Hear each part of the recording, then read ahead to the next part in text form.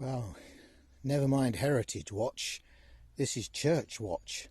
But which church are we at today? Well, the truth of the matter is, I've forgotten. But I call it the Wonky Church. And let's find out why. Now, first thing you notice when you come here is this path. And it says this path was laid in memory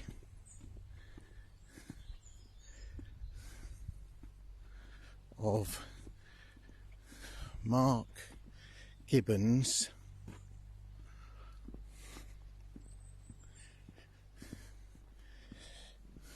(5th of the 5th, 65) to, hang on, 16th of the 9th, 2000,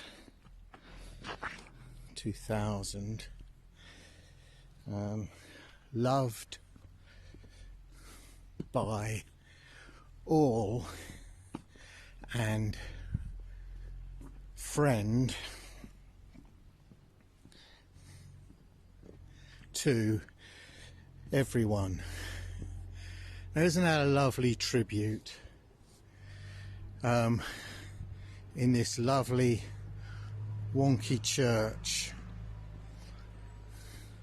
Now, there's a tractor going past, so I just wanted to show you that it's I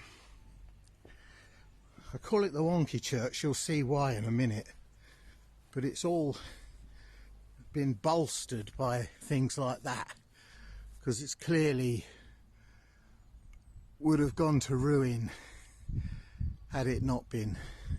But it is such a ripper of a church, it really is. It's a stonkingly beautiful structure, and credit to all the parishioners that have invested their time and care and money into keeping these churches open. See, there's another bolster there. Anyway, let's go in and see what it's all about. Lovely oak door, as you'd expect. And here we are. There's the baptistry. Oh, thank you. Light has come on by magic. I'm just got a lovely wooden ceiling. Before we get to that, look at this lovely old doorway here. Can you see how wonky it is? Now, it was restored in 1991 by some good people, and there was a Reverend Lewis. What imaginative parents he must have had. Anyway, here we are in the belfry. No bats are immediately obvious. This is none other but the house of God. Well, amen to that. Lovely little window there. There's your, what do you call these things that you put the Bible on? I've forgotten. We often have a birdie there, sometimes a brass one. Lectern. The lectern's hidden in the corner. Back out through the wonky door to even more wonkiness. Isn't this stunning? Isn't this a beautiful place? So quiet. There'll be a lot of history to that cross, but I have failed to do any research. We're going to go here. A minor organ in the great scheme of things, and no stained glass, but that's okay, because it's dark enough in here. So again, just to, oh, there's a bird. Oh, I've got to open the door because that bird's got in and we don't like that. Hang on, let's open the door so birdie can get out. There you go, mate. I expect you to be gone before I leave. Got to wedge the door, and they have provided a wedge. Sorry about the camera work. I'll just hold the camera there It's not fair, I don't want to make people dizzy. Yeah, so just to reassure you, I'm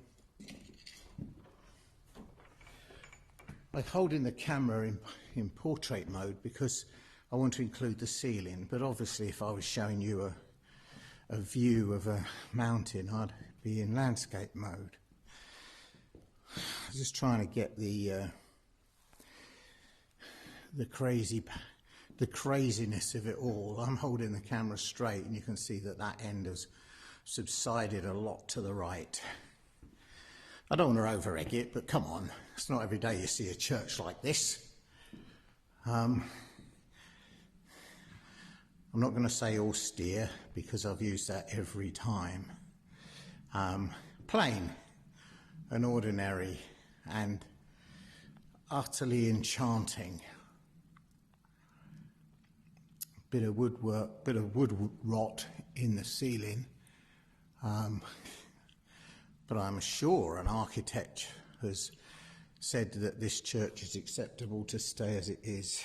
Anyway, I'm looking at bird droppings and thinking that bird's been in here a while. So what I'm going to do is I am actually going to leave the door open because he needs to get out. And there's a story, you know, that I'll tell him on another occasion about that. Anyway, these are this is old stuff. I was here a while back and somebody told me about these things, but I have chosen not to remember.